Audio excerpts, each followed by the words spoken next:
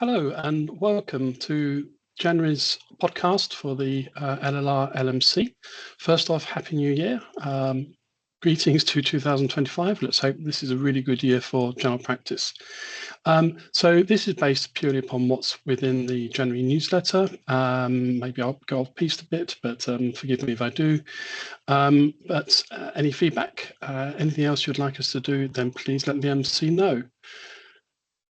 What I've picked out of important information to concentrate in this month's newsletter is a translation of clinical documents, medical examiner service update, and general practice is awesome. It's official. We say so. And so just coming through the newsletter, first off is that we met on the 8th of January. We had a full board meeting. Richard Mitchell, Chief Executive Officer of UHL, attended. He updated the board regarding some UHL issues. We also discussed some various other problems that have been vexing GPs. I've been writing to the LMC office about. Do that. We can raise it directly with the board, if so with Richard or other members of his board, whoever's attending. Particular ones that we raise this time is to please ask consultants not to write asking staff to provide smoking cessation services, including prescribing, because we don't do it, to ask consultants not to write to general practices, expect them to prescribe Ozempic or Mount Gyro, and particularly not to tell the patients in advance that that's what you're doing, because again, we can't do it. And that we've also got problems with virtual and remote clinical services being provided by UHL directly or indirectly, and then asking for prescriptions for acute problems, because GPs just aren't funded, aren't contracted to provide that. Afraid if you set up a service, then it's really important for UHL, LPT, ICB to make sure that within the arrangements, those arrangements for prescribing. We also had a very interesting presentation discussion with Will Monahan, who's the the Group Chief Digital Information Officer. Try to get that right, for UHL and UHN. As you probably know, the hospitals are implementing finally a digital service within the hospital, which will include an electronic patient record. The first thing they're going to do by autumn is to have an updated patient demographic service, which is obviously the bedrock to any clinical system. He also told us about an interesting partnership initiative with Microsoft to develop the use of artificial intelligence within their clinical services. We had a discussion with this. I did raise concerns that there had been before, particularly about DeepMind and the Royal Free. And we talked about the limitations of current AI and the problem with AI that it just hallucinates if it's not sure, which of course in clinical terms just makes it pretty undesirable at times, and that and that AI is a tool, but it's a tool that real people, trained doctors need to keep an eye on. The other thing is that we said to them is that all this future stuff is interesting, but actually what the consultants need, what patients need, and what we need is for the UHL particularly to be dragged into the 20th century in terms of their IT, with improved interoperability with our systems. We touched on the possibility of having a single patient record, and I rehearsed yet again the reasons why that wouldn't be a good idea. All of you that use System 1, which the majority of you know how difficult at times it can be to use a record, which is being written into by community services. Well, just imagine if someone was in a hospital, the ability to find what we need is difficult. As well as you've then got the problems about who's curating it. Myself, I'm sure, like lots of you, spend a lot of time trying to make sure our records are accurate. And what we see, which comes out of UHL, I'm afraid at times isn't accurate. It's hypotheses, it's guesses, which I'm afraid long term often proves wrong. But of course, if someone has written into your record, you then have great difficulty to change it. Anyway, so moving on from that, the next thing I wanted to bring up with you is a bit of a touchy subject around medical politics at the moment. And that's changed from the British Medical Association. Now, those of you who know me know that I have campaigned for decades about trying to get the BMA to be fit for purpose. One of their wheezes last year was to unilaterally, without any notice, change the way that representatives to the annual representative meeting are elected. So there are people elected from different crafts and different specialties, but also there's a very large percentage actually elected from divisions, local structures. Now, divisions have been in decline for many years, and many of them are defunct. So the centre decided that it would be a good thing just to move all elections to being online elections, really divorced from divisions. The problem with that, of course, is that then that you are, as has been, you are open to interference by pressure groups. And there's been one particular single issue pressure group called Doctors' Votes that have been really effective. Now, first off, hats off to them. I think they're fantastic. And you know, to be quite honest, I've been sort of trying to look at and nick some of their ideas.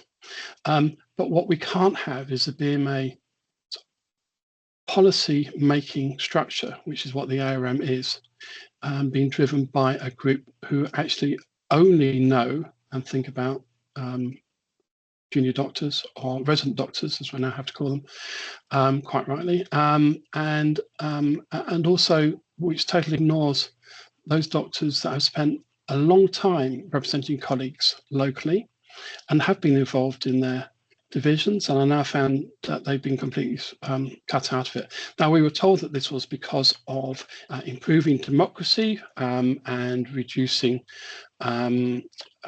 problems between sort of representation. But actually, what happened was the upshot last year is actually only 2% turnout of BMA members actually voted in these elections. The percentage of female representatives and of course, there was a very large, one could say, overrepresentation of just one craft, the resident doctors. So what I'm asking is that anyone who is a BMA member, please, when you're voting for representatives to the ARM, well, first off, when you get it, don't just ignore it, because this is really important. We need BMA policies to be pro general practice. We need BMA policies which support general practice, supports us in a collective action, supports us in any other action that we need to take. So when you get your invite to vote, which is likely to come out over the next 1 or 2 weeks, don't ignore it, vote straight away. And what I'm asking you to do, absolutely look through all the people standing, but in your top preferences, as it is STV, in your top preferences, list GPs first, okay? With a declaration of interest, I am standing, but there will be other GPs standing, and I don't mind which GPs you vote for, I really don't. The most important thing is that we need to make sure that we have a appropriate number of GPs at the ARM arguing our corner. Thank you. So moving on to collective action. I know that some people feel it's a bit of a damp squid. I know some practices aren't doing it. Well, actually, those practices aren't doing it when I talk to them are doing it. They're just that for some reason they don't want to label it as they're doing it. Those practices are still looking at about how to provide sort of safe services to patients. Those practices are still stopping doing underfunded or unfunded work. And if you're doing that, actually you are joining in the action. And I just wish we could all join together and say, actually, this is not industrial action. It's never been industrial action, never been badged as that. It's collective action. So this is GPs getting together and saying, actually, what we want to do is to put the patient and the practice at the center and not the rest of the system. Most things that we get put the hospitals at the center, management second, and general practice, who provide the majority of care, last, if anywhere within the pecking order. So this is actually to turn that around. And a lot of this, I'm absolutely positive, will become the norm. I think when this finishes, people who've actually embraced the safe working limits won't go back to seeing endless number of patients. I don't think practices are going to start doing unfunded or underfunded work again. So those bits are here forever. There are other bits with the collective action, which I know some practices are a little bit less happy to do, but they are about causing disruption to the system, highlighting that general practice, we are here, we have got a voice, it is important that we're invested in, so asking the centre to actually put a little bit of the focus on us. And just to remind everyone that there will be a new contract from April 2025. This has been negotiated at the moment, so now is not the time to stop doing collective action. Now is the time to actually say that you're doing it, say it out loud, say it to the ICB, say it to UHL, something, say it is part of collective action, because we need that message to be loud and clear to the government that we're not willing to be a sort of second hand forgetted part of the service, just being given whatever crumbs that the rest of the service wishes to give us. That is not right. General practice still provides a majority of care. Often estimated being 90% of healthcare happens within general practice, but we cannot do that without resources. General practice has lost about 20% of funding since 2019. Since that time, we've also seen an increase in population and a huge increase in workload of between 14 to 20%. And funny enough, the health of the nation is decreasing. And although I haven't yet to see any good studies showing the association, I suspect that the two are very closely linked. So as part of that, GPC England continues to request practices to complete a tracker survey. They're doing that, well, they're saying about once a month. They seem to be changing their mind all the time, but the more practices can fill in, the more information we've got. Not only does GPC England got to discuss with the government, but we've got to discuss with the ICB. So please fill that in. The link is within the newsletter. Thank you. And the BMA constantly is updating their guidance about collective action, and that's all available on their website. Minor surgery. Now, this is a big bugbear to me. We haven't had any increase since 2019, and even looking at 2019, the funding even then wasn't sufficient to cover the actual cost. So now, I hate to sound like a bit of a broken record, but now it would actually take a 50% increase to actually for practice to be paid what it actually costs to provide. Now, when we've been negotiating, we don't go in there and say, oh, well, we want this huge profit margin. We want GPs to be able to replace their bread with brioche every morning. I want to replace my 10-year-old Jag with a brand new Rolls Royce. We don't go in with that discussion. We go in saying all we want is that we want the ICB, the NHS, to pay for what it costs a practice to deliver a service. And I just really cannot get my head around the approach of the ICB, although they have let slip that they have pressure being put on them by NHS England, which I think is appalling. Last year, I quoted the NHS tariff for what the hospital gets paid, say, for a joint injection, but I quoted from 22, 23. I've now found this year's price. And actually, between those 2 years, it's gone up from £571 to £611 per injection. That's a 7% increase. And compare that to the 0% increase that the ICB gives to general practice, and compare that to the paltry 43 quid that they pay us. So they pay us less than 10% what they pay the hospital. Now, the hospital obviously has got overhead, so it's not a direct comparison. But as any fool could see, that is just unfair. We're talking to other local LMCs to see whether we can have a joint campaign on this, and the board hasn't reached a decision as to quite what to do yet. So in the meantime, I'm going to ask you to continue to think about this, continue to do the figures within your own practice, to decide from the pick list that we sent out a couple of months ago, which is to think about stopping the service and referring patients to secondary care. you can actually cherry pick. We know that hospital cherry picks. We know that definitely the private sector cherry picks when they're given contracts. Well, actually, about time that general practice does this. So cherry pick. So do the procedures which take less time, less experience, and that you feel that you can do within the funding provided. Everything else, refer to secondary care. Now, I know that some of you don't like harming patients, but actually, what harms patients more is when their general practice closes. And again, you're going to say, "Oh, you're just." Mongering this, but of course, we've seen over 1,000 practices close.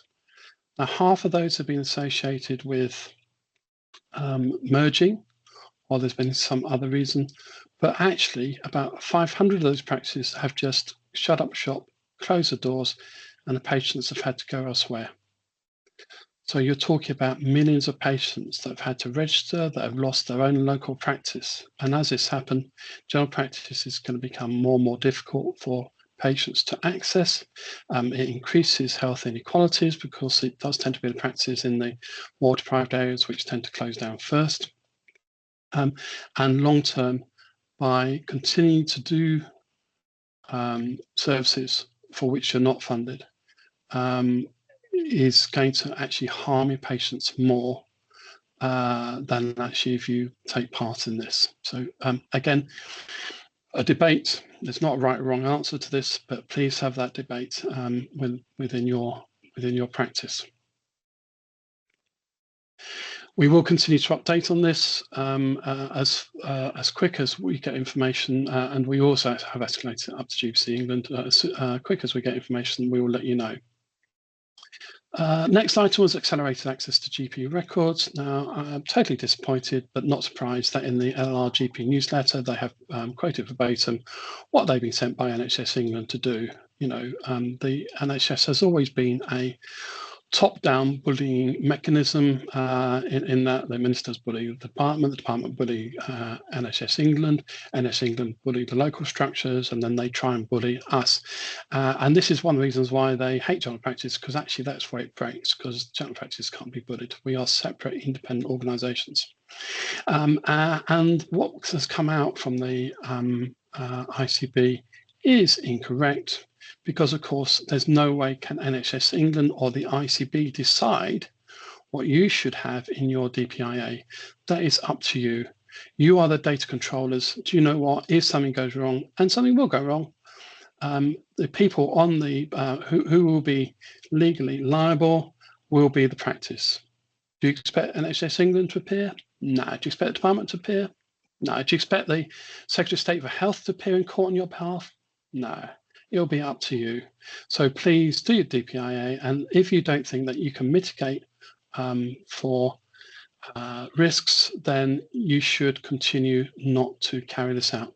Of course, that doesn't mean that we shouldn't be enabling practices to have access to the records, but that should be done on an individual basis. So if you have done a DPA and you've decided that you can't sign up everyone together, then do make sure you've got a scheme in place for constantly reminding patients through posters, through your website, through text messages, that they can sign up for this service. They can sign up to have a look at their record.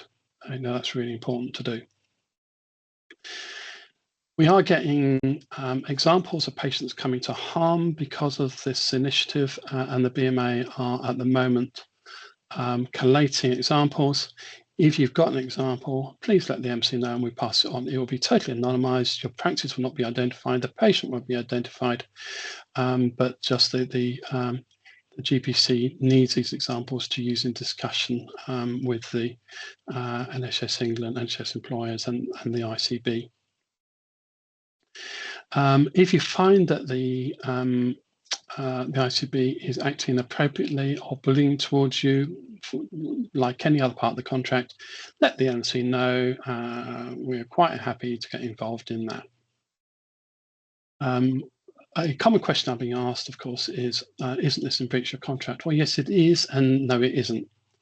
because actually you've got two parts of your contract. You have the part of the contract which says that you have to provide online access to everyone from the age of 0. And then against that, you've got actually a regulation 94, which actually says that the practice must comply with other legislation. And that includes the Data Protection Act and the UK GDPR. And of course, the common law duty of confidentiality. Now, what has primacy? What has primacy is the primary legislation and not your contracts or the regulations, or nor the GMS regulations. So in a court of law, if you can demonstrate that you have that you are doing this because you are complying with the DPA and the UK GDPR, then the court will say, absolutely, that has primacy over your contract.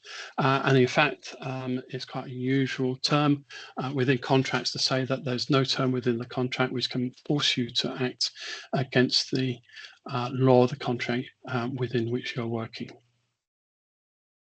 Again, let the MC know if you've got any concerns about that, or if you just want to discuss it further. Next one is translation of clinical documents. This is one of the things that I found when I was looking through the LRGP newsletter for the week commencing 6th of January, which states in it, written translation can be requested, but the cost will need to be picked up by the individual practice. No, I'm afraid ICB, that's your responsibility. It clearly lies within the ICB. The NHS England guidance states integrated care boards are responsible for ensuring translation and interpretation services are available for patients accessing primary care, and that document then goes on to tell them how they should be commissioning it.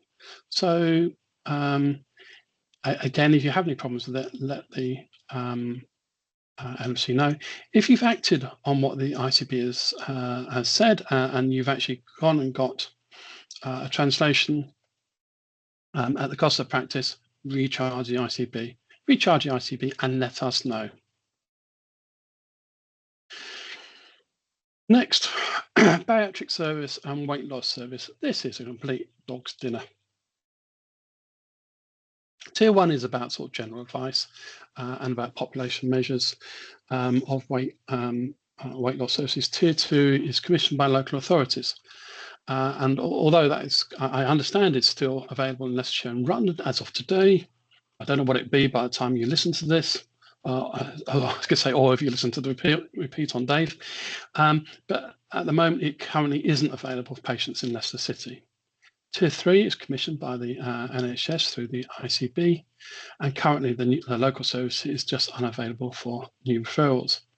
There are out-of-area providers where patients can be referred to under the right to choose initiative. There is one called Aviva, which I know has been advertising locally. I cannot endorse or recommend this service. I've never used it. I don't know what it involves, but this is purely to let you know that there are alternatives, that it is appropriate to refer to them if you think it's an appropriate thing to do, and patients might well become knocking on your door asking for that to happen. Tier 4 is the higher tier and includes obviously bariatric service. And again, at the moment, the service is unavailable and isn't open for any new referrals. And the lack of this and the lack of particularly Tier 4 services, I'm not surprised that patients are looking for an easy fix. So we are seeing an increasing number turning to cheaper private providers, particularly abroad. Also, we know about Turkey, but there are many other countries also providing sort of this service at a fraction of the cost that it would be in this country. This is causing problems for general practice, and for more than a year, I've been having meetings on and off with the ICB and UHL to try and agree a definitive position, but have been unable to do so. The NICE standards, quality standards, states that all patients who've had surgery should be followed up by a bariatric service, for 2 years, not general practice. And that care should include regular health checkups, tests to make sure they're getting nutrients they need, supports with their diet, help to increase physical activity and psychological support if needed. Now, if you read through that, that's not a list of things that we can provide in general practice. Again, don't be tempted to provide a poor service purely because of lack of commissioning or lack of understanding by the patient. Okay, it's not up to general practice to pick up the pieces. It's not under the general practice to try and cover over the holes. The UHL service is telling us, quite rightly, that if a patient was not eligible for NHS care, then they're not eligible for NHS follow-up. So yeah, if a patient goes abroad, has a surgery done abroad and comes back, then what AHL says, well, if they were eligible for NHS care, then they will take them on for follow-up. But if they're not, then they're not. But of course, if a patient is not eligible for NHS follow-up, then this includes follow-up by general practice. Okay, we have got an NHS contract. Our contract is not all embracing. So say if you had a patient went off and had dermal fillers or Botox for cosmetic reasons, and they come back to you and say, oh, I've started the Botox now, I want you now to continue giving the Botox. What do you say to them? This, I'm afraid, is the same for bariatric surgery. So if someone has got a BMI, say, of 27, they've gone across to Turkey, they've had they've had surgery there, bariatric surgery, and they come back, I'm afraid they're not eligible. And what you have to say to them is that you have to write to them and say, you're not eligible to have NHS care.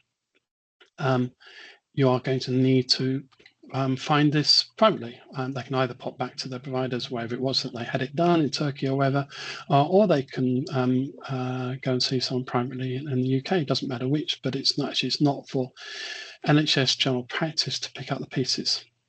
Unfortunately, which would be a nice solution, we cannot charge our patients for services that the NHS does not provide, because this would be one area where maybe, with a bit of thought, practice could do that, but no, it's not available.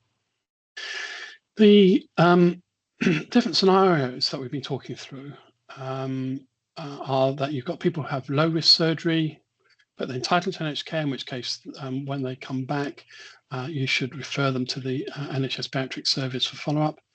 Low risk surgery, but they weren't entitled to NHS care. At that point, patients will be advised that they should seek support from a private provider, either one that did the operation or another one within England. Very high risk surgery.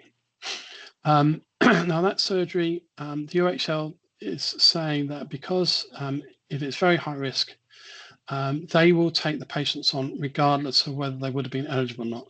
Now, I've been trying to get a definition as to what that includes, but I've been unable to do so. The final thing is complications. So if a patient has a complication, absolutely the NHS will provide care. The patient should be referred as urgently as a clinical need, which may mean going to ED, or I suppose these days phoning the bed bureau to see whether you can get someone to see them directly, or providing or referring through to the bariatric care service. If you're unsure whether a patient may be entitled to follow-up care, then what the bariatric service has told us is that if you send them advice and guidance, they advise you whether they would be eligible. Now, I'm just smiling because, of course, under collective action, we are saying don't use advice and guidance. But, of course, what we're saying is don't use advice and guidance when it's not going to benefit general practice, but maybe this would do, not least because if they say no, it's something you can share with the patient, say, look, I'm afraid the NHS saying that this is not an NHS service. In the meantime, NICE has issued further guidance in December 24 about making Mounjaro or tirzepatide available to patients in general practice. This has been rolled out over a 12-year period. And I've said to the ICB that if there's no national contract coming out, then don't expect general practice to do this for free. It involves quite a lot in terms of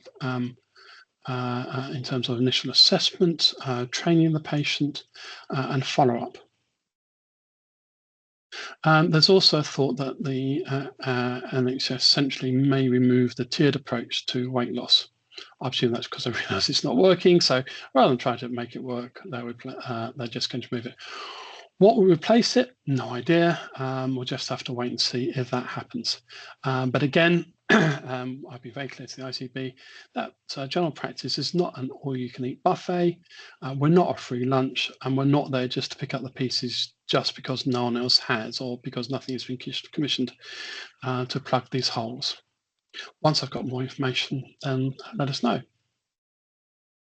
Next, general practice is awesome. Absolutely, it's official. So one of the things I've been thinking about when I've been sort of taken over sort of leadership and now chief exec of the LMC is how can we give ourselves a pat on the back? Because you know what? For general practice, normally the only way you can get a pat on the back is to crawl underneath a cowl and wait patiently. GPs out there are doing absolutely fantastic, sterling work, and it doesn't get noticed. Not locally, in some areas they do something. Last year, we partnered with UHL. UHL have an annual award ceremony. The previous year, they'd asked me to be one of their judges and to provide award. And I said to Richard, wouldn't it be a good idea if we could do something for general practice? And I think he rather rashly said, yes, we could do something for general practice. And they kindly did provide an award for general practice as part of the annual award ceremony last year. This went down really well. I was really surprised at how many people were nominated for it. I'm pleasantly surprised. And so what we've decided to do is that we're going to do our own. So we're going to incorporate into our annual general meeting. We will get the formal stuff which we have to do as a limited company over and done with in the first few minutes. We are, and then we'll have it later on. In between those two things, we are going to have Samira Anand, who's a deputy chair of the GPC committee in England, to come and give us a presentation, which I hope by the 11th of March will include at least some ideas, if not the final detail, of what the contract will be from April 2025. So this is an important one, important date to put in your diary. Following which, we are going to have the award ceremony. And although I can't remember whether we've actually told it or not yet, but we hope that Samira is going to do the presentations for her. I've known her for many years as a friend and colleague, so I'm sure she'll be up for it. But we're hoping that she will do that. And we've got 3 categories.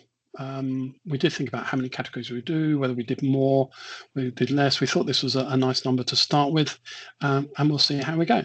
And the 3 areas are outstanding contributions to general practice, greatest leader, and rising star. Now, what we're looking at is for 3 people who work in general practice. So these don't have to be general practitioners. It could be a manager, a nurse, anyone who works within general practice family. It could be a pharmacist. So, these are just looking at trying to give a little bit of pat on the back to general practice. We will give an award, we'll give a certificate. We will shortlist to a maximum of 3 people within each category. And those will all be invited with their +1 and their nominator to come to the evening event, which also includes food. So I meant to say that. And we'll provide these awards. I think these are, fantastic chance and really get your thinking caps on now. Details will come out separately as well as in the newsletter, because last time I know that with the joint one with UHL, I put it in the newsletter and a lot of people sort of missed it, whether they don't read the newsletter or whether they just glanced through it and didn't read it. And it was only after we sent out separate communications did we get all the nominations in. So this year we've learnt and we will send out separate communications. You may notice we are doing that. So some of the stuff within the newsletter is being duplicated by separate emails as well. And that's because we're just trying to highlight stuff that we think is important and that you need to act on more timely, rather than sort of finding time when you're in the bath or needing help to get to sleep to actually read through the newsletter. Medical examiner service update. Again, if you want an example of how not to run a national project, this has got to be it. It really is. Now, I have been involved in various national projects, some of which went really well, some of which went fucked, but none of them went on and on like this. And still, by the time we got to the end, we didn't know what on earth was happening for some parts. We tried to give you as much guidance in advance, but the situation was changing up to the very last minute. In fact, on the day that it went live, the Chief Coroner issued what's called Guidance Number 47, which included a wonderful nugget that all national deaths or natural deaths must be referred to the ME service first. Even if there is no identifiable cause of death, you have to refer it to the ME service first. That came as much as a surprise to the ME service as it did to us, I'm afraid, but the coroners, our senior coroners, the two for our area, Pinder and Professor Mason, both have to act as per the national guidance, and they will bounce it back to you if you haven't discussed it with ME service first. Now, we have agreement with them that you don't need massive amount from ME. All you need to do is to contact them, say, I've discussed it with the ME on this date, and this was the ME that's come back to me. If they sent you an email back or anything, great, you send that again to the coroner, and you just explain why you're referring. You must use the coroner's portal. If you've lost the login, please contact the coroner's service, the appropriate one, and they will give you a new login or remind you what your login is. And I would recommend the login, like everything else, important. If you keep it within the MCCD book, it won't be lost, and it's there to hand when people are looking for it. The ME service itself has been inundated, and they've now got currently a 2-week wait before sort of straightforward cases are being got to. They apologise for that. They just weren't really weren't geared up for what it was going to be. I had numerous conversations with the service before it went live about how different it was going to be within general practice, how the service is so different from hospitals where they've been working for 5 years and Loris. And as I predicted to them in advance, as lots of other people did, it is causing delays to registration of deaths, and it's also creating unfunded additional workload for GPs. But at the end of the day, this is legislation, this is law, so we must get on with it. And I know that maybe I'm contradicting myself, but try not to let the deceased relatives and loved ones get in the middle of this. I did a presentation with Peter Finesse on the Tuesday afternoon slot. I don't know if you caught it or not. He was trying to make it clear that absolutely everyone loved it. The best thing since sliced bread. Of course, it isn't. It's had lots of problems up to now. And some of the things that I would ask GPs to do just to minimise delays is just sort of try and get our bit right. It's a bit embarrassing when I get contacted by the coroner's office or the ME office about or registrars about sort of quite simple things. So even quite recently, there's been old MCCDs, the old version of MCC has been completed and sent to the registrar. Please, I'll ask every practice, can you just shred any leftover MCCDs? The certificates, that is, obviously not the book, you have to keep the stubs. But, just do it, because then no one can get it wrong. When you look at people factors, the more you can remove possibilities of something going wrong, then the better it is. We've had examples where the address on the MCC has been given as home rather than the actual address, which is the legal requirement. And in this case, where this has happened, the MCD have been passed on by the ME service, so they haven't picked up this mistake. And there's another similar mistake, that where it says qualification, it doesn't mean doctor or GP. You've actually got to give your qualifications which are registered with the GMC. Again, that's a legal requirement. And again, it was another mistake which hasn't been picked up by the ME service. But please, can we try and get that right first time? Coroner referring of death back to the GPs, but GPs not acting on it and just leaving it for sometimes weeks. And the ME service advising GP at death must be referred to the coroner. The ME does also inform the coroner, but actually it's the GP that has a legal responsibility to report the death to the coroner. The ME cannot do that on your behalf, not in this circumstance. I'm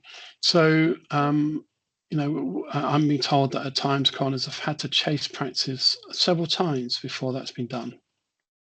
The final thing is when you're providing contact details for relatives, which the ME needs to use, and the registrars, please make sure it's up to date. Interestingly, a registrar said that the name and number that they were passed through, which was on the form that the GP had given to the ME service, was for a spouse who had died, and the number was unreachable. Now, obviously, that is really distressing for the other relatives when they managed to get through. But again, I don't know how on earth that got through the ME service before going to the registrars. But either way, coming back to another management model, the Swiss cheese model, the more layers we have of trying to get it right, the less likely that the holes will line up and these mistakes will get through right to the very end. Problems that GPs have told me about the ME service include delays and relatives unable to get through to the ME service when they're trying to phone them.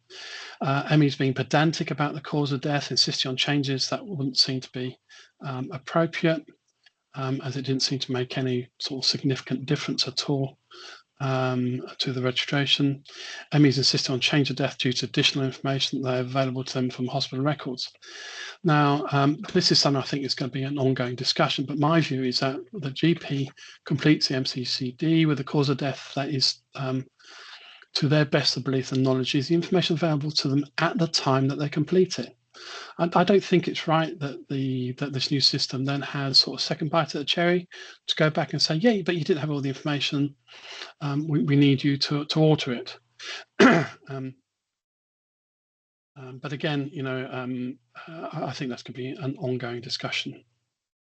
I talked to a funeral director who was talking to his colleagues and saying that they're all having relatives in tears because they cannot make arrangements for the burial, cremation, or service because they've got no idea when they're going to be able to register the death. And it's all an absolute dog's dinner, which didn't need to happen. If only the government had got this right first time round, which they didn't. It was actually the Ministry of Justice which did this rather than the Department of Health, and they had no discussion with the BMA or with any other group. I tried to contact them several times just to point out some of the problems that I thought was going to happen, and they were so condescending, which is just not needed. Not needed. One thing I haven't sort of laboured on about is actually they even cocked up one of the bits of legislation. It doesn't make any difference for our part of the process, but they, having had years on doing this, and some versions of the legislation, they still didn't manage to get that accurate. So the MC will continue to work with the ME service and other stakeholders, try and make the process as smooth as possible within the limits that there is, because it is a mandated service. I do plan at some point to write some further guidance, sort of how to do it on common scenarios, and maybe some uncommon scenarios once I get time to do that. But I'm still, listening and talking to other parts of the service just to see, what does need to be doing, and then I will need to get everything that I do signed off, agreed by everyone, including by both the coroners, the ME service, registrars, funeral directors, because it's got to be practical. It's got to work for everyone. So more for that to come out. The only thing that I agree with, well, it's not the only thing I agree with Peter Furness about lots of things, but one particular thing that I do agree with him is that the system doesn't work. And he made a proposal which I think is quite eloquent. I think it's straightforward. I think it's really simple. So of course I don't think the Department of Health and Ministry of Justice will actually even think about it, which of course is that, GPs, we just provide the information to the ME service, and then the ME service, they write the MCCD. That'll just stop so much toing and froing, so much delay in the service could be saved purely by making that one small change in the process. Just as a slight aside, but related, verification of deaths. We have been told from time to time by practices that a DHU out of hours service are telling relatives that they do not verify deaths occurring out of hours, and that they would have to wait until the practice is next open, which is not good if, like me, there was a death just after we closed on the Friday evening. And the relatives were told, oh no, it's not us. The following day on the Saturday, someone from DHU did go out, but actually they wrote in the record, DHU do not provide this service. I have checked with the ICB, and the ICB have confirmed that DHU out of hours are contracted to provide verification service out of hours. Okay, so if you see this, if you hear this, please send a TCS, but also let the LMC know. Okay, the ICB has asked DHU to remind all the people that work for it what the actual situation is, but like every large organisation, this may not get through to everyone, sorry, or anyone perhaps in some cases.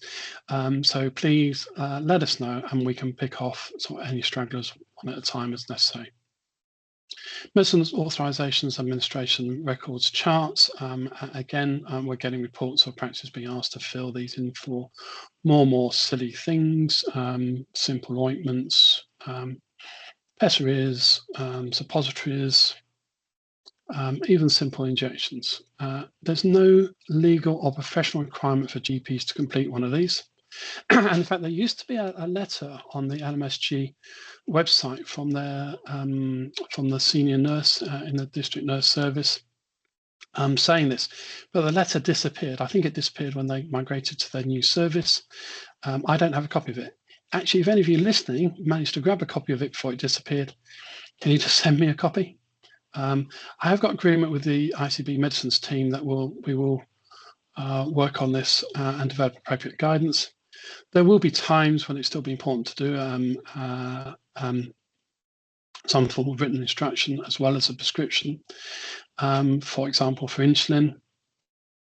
But as long as your instructions are clear on the prescription, so you're saying, what you're giving, how you're giving it, frequency, amount, then that actually is all you legally and professionally need to provide. This is unfunded, uncontracted, and unnecessary work. It constitutes one of your 10-a-day collective actions. So again, please do it, and please let us know if you're having problems with it. Right, NHS England guidance, sort of thing that I love to see and read. I even love it when they're giving hints, when they are leaking parts, and then they're giving press release over the weekend without actually providing the document until the Monday morning. In fact, it didn't come out even on the Monday morning.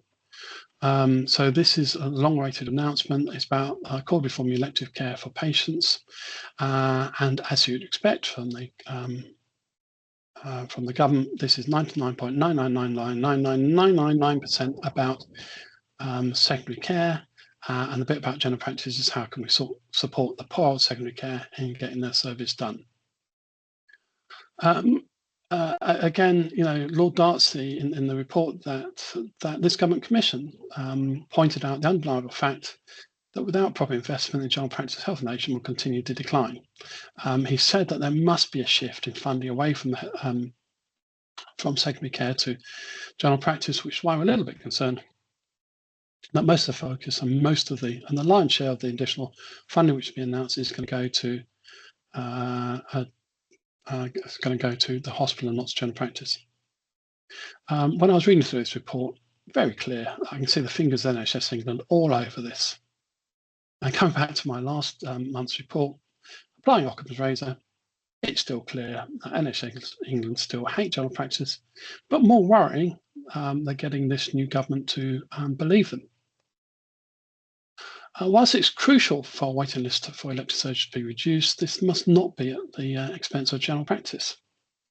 If they don't get on and do something, then health inequalities will increase, general practice will close, we'll probably go around the circle again and won't be able to recruit more GPs, regardless of how many people are training. And I just cannot see the NHS improving. But I suppose we are where we are. Katie Bramwell-Stainer says that she's been told that our year, so the year for proper investment in general practice, will be 2026. Well, I'll tell you what, I'll believe it when I see it, and I'll believe that it's appropriate and not with huge caveats that we know that NHS England love to put on every penny that we get. It might not even be worth the paper it's written on, but wait and see. I may be pleasantly surprised, and if I am, I was going to say I'll eat the newsletter, but of course it's digital these days, so that's not going to be too much of a problem for me. There is one sort of opportunity that I'm sure the more entrepreneurial of you will have spotted. That is that they will pay £20 for every advice and guidance sent instead of referral.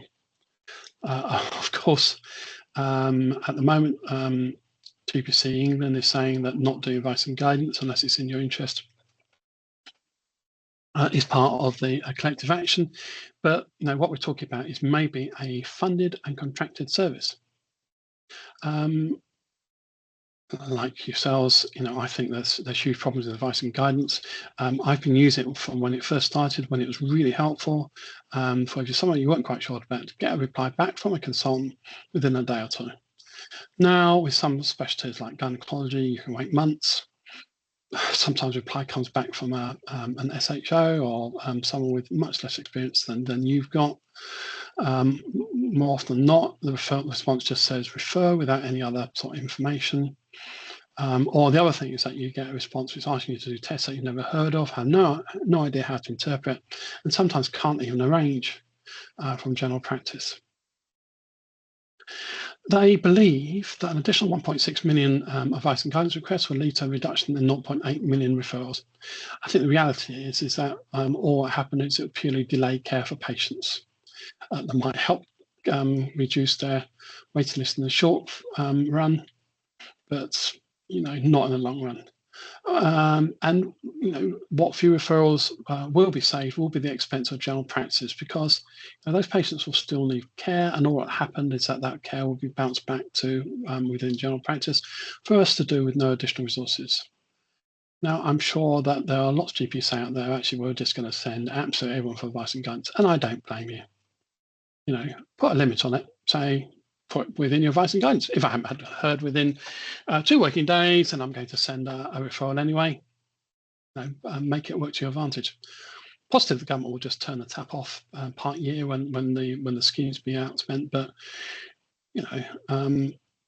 hospitals, community trusts, they all game the service to get as much money as they can. Why on earth shouldn't general practice do? We've been starved of funding for long enough, so why not just use what little is provided us? The other wonderful things is that that there is a reliance on innovation. Doesn't even sort of recognise the fact that general practice has been doing innovation to the nth degree for decades, if not millennia. And the innovations that they're talking about actually will probably just end up in more work for us and increase health inequalities, from my reading of it. And the report doesn't even think about those two issues, let alone consider any mitigation for it. The plan also includes various case studies to promote new ways of working. That's exciting, isn't it? There's only one persisting about primary care, which to me just emphasises the lack of understanding of the expertise there is in general practice, and just sort of reinforces the fact that they hate general practice. This is about a service that's been contracted with community pharmacists to advise digital otoscopy, earwax removal, and hearing checks. Now, general practice is here. We can create capacity if you give us the funds, which is ongoing to do it. And of course, it makes more sense for it to be a joined up service. And of course, most of us are already trained to do part of this, or have staff to train to do part of this, so there'll be less training needed. So the setup costs will be less. And the equipment that will be bought, so things like the digital otoscopy kit and kit for doing hearing checks, will allow us also to improve in for the next tranche of GPs, but also we'll use it for other patients who don't necessarily fulfill the criteria. So that would be a real good example of something which, to me, would be much better commissioned within general practice rather than in pharmacists. There is one other case study that was in the original version, but is not there anymore. Now, with official documents, normally, if there's a change, you get a new version, or you get a changelog. But actually, they have changed history. They are so embarrassed about this one, quite rightly so, that they have tried to expunge it from history. Well, fortunately for you, I've got a screen grab of it, which I've put into the newsletter. So this is about Sarah. Now, Sarah's having problems with her hearing and sinuses. Sarah, actually, we find out in the end, has got rhinitis. So she makes a appointment with her GP using the NHS app. She sees a nurse practitioner who refers her to the local community diagnostics centre where she has a CT scan. The CT scan result is then given to her via the NHS app, and then there is an MDT, which involves a nurse practitioner and an ENT registrar as well, and they all discuss Sarah's presentation, diagnostics, and they agree that the rhinitis, which is the cause, can be managed in primary care without Sarah needing to go to the hospital. So in the new world, Sarah goes along, sees a nurse practitioner, not a doctor, gets referred for a CT scan, has a whole MDT around her to diagnose her rhinitis.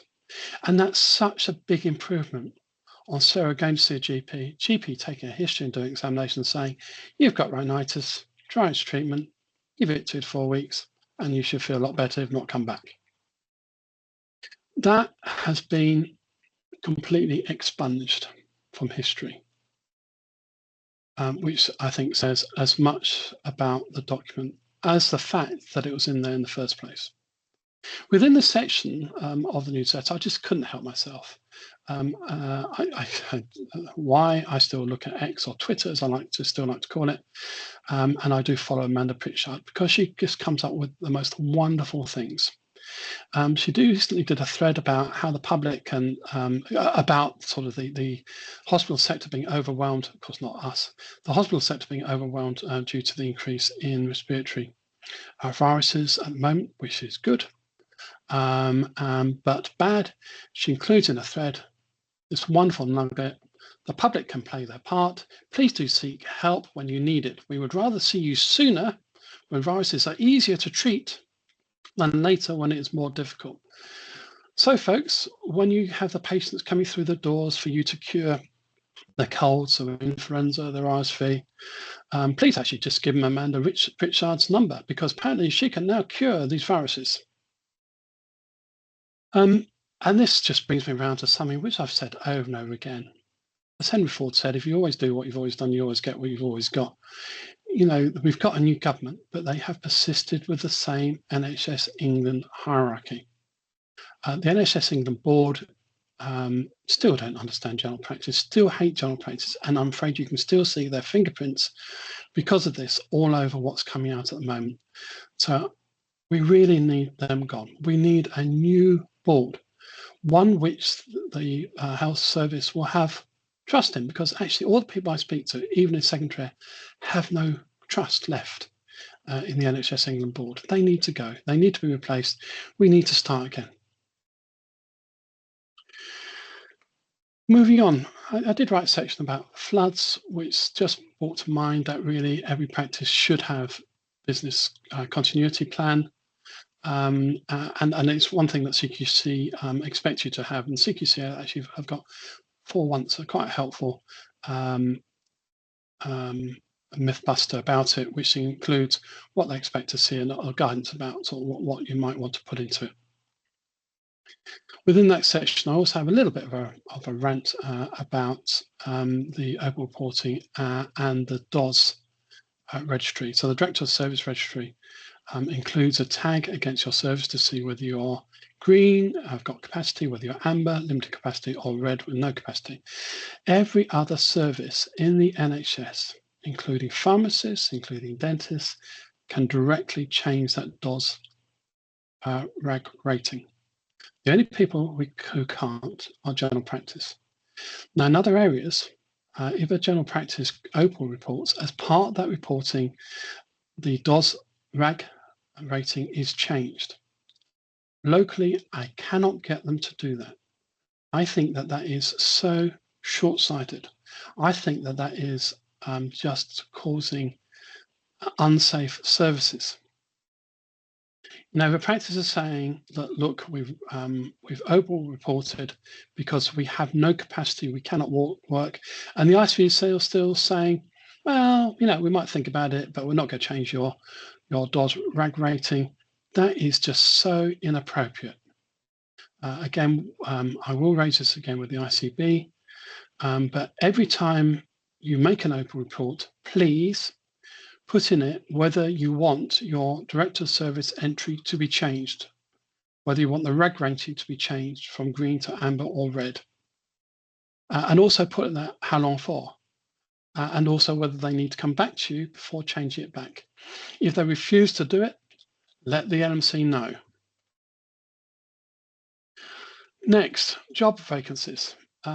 I and lots of other people get really fed up with having lots of jobs popping up on the local listserv, which includes all emails for the whole of LLR area. Frankly, I'm not looking for a job as an HCA or pharmacist or manager even. The LMC provides a free service for adverts. Just contact us, phone us 0116 296 29050 or email us and we will put your advert up. Be helpful to your friends. Let other practices not start to hate you. Use our service and please don't use the list server for advertising your vacancies. LMC events, we've got a few upcoming. There is, we put on this event for CQC and safeguarding for practice managers. Now, this was because this has come out from discussion with the office with lots of practice managers who want something particular for them, particularly wanted something on safeguarding, particularly wanted something on CQC, and what practice seem to fail on the most often. This has been run on Tuesday, 21st of January. At the moment, it's full. The office is looking at seeing if we can get a bigger room, and I suspect being so inundated, we're likely to run it again. So just please keep an eye on that. Please keep an eye on our training page. You may remember actually with the session that we did on complaints was so oversubscribed, we ended up doing it 3 times over. Again, the MC AGM and award ceremony, important to come, important to listen to about what the contract might hold for next year, and award ceremony to celebrate the fantastic work within general practice, and of course don't forget to nominate people. Again, at the moment that isn't open for booking, but keep an eye on that, and we will send around a separate email when we've done the logistics, like decide how many people we can invite, or how many people we've got spaces for. And the final one is we are putting something on for collective action and the new GP contract. So we're aiming for the 8th of April. We hope that by the start of April, we know what the new contract will be. But of course, it doesn't happen. It hasn't happened for many years. But we hope by then it will be. Who will be speaking? Don't know. Last resort is going to be me. We're likely to hold it at the Hilton. And timings, again, likely to be during the middle of the day. So all we're asking at the moment, just hold the date, 8th of April, and we'll provide you more information closer to the time. That takes me through to final thoughts. And I often have to wait for inspiration before I can write these. Sometimes people give it to me. Sometimes it seems to just come out of the blue. But what I thought I'd talk to you about this time was this wonderful management tool called the SEP, the SEP. Now, the SEP I first heard of, I was listening to a Radio 4 program as a spotty youth, as a teenager. So maybe give you an insight of what I was like during my childhood. Growing up on an estate in Essex, and spending my seminal years in Southend-on-Sea. So SEP, even when I first heard it, I thought, wow, this is great. And I remember quoting, I've quoted it so many times over the years, but there was one particular wonderful meeting. I was in a meeting with some other sort of GPs and a chap from number 10, a civil servant. And it was about an IT project which was going off the rails. And I was there as the then chair of the Joint GPIT Committee and of the BMA's GPIT Committee. And I summarised and basically said, I'm really sorry, but this project is going to be put on the back burner because it's not going to work with IT that we've got available to us at the moment. This chap went white. I've never seen anyone as white. And he was begging almost for me to make a decision, which would have been to the detriment of general practice, because he just didn't want to have to go back to be able to say to the then Prime Minister, one of your favourite IT projects that you already announced, you're going to have to basically accept isn't going to go ahead. Since then, I've taught the concept of SEP to lots of people, all my mentees, anyone who listens to me, in fact, I tell them about SEPs and why it's important. I've told first GPs that have contacted the MC, practice managers, might not have phrased it as SEP. And I find I'm quoting it more and more to younger GPs, as well as older GPs, as it's an imperative concept that SEP as a management tool you've got to embrace if you want to avoid burnout. It's also bedrock to being able to implement collective action. And I have a feeling until the NHS England hierarchy changes to a group of folk who not only don't hate general practice, but actually value us, then perhaps we're going to be needing it more and more. So SEP, this management concept was actually coined by the modern day philosopher and guru, Douglas Adams.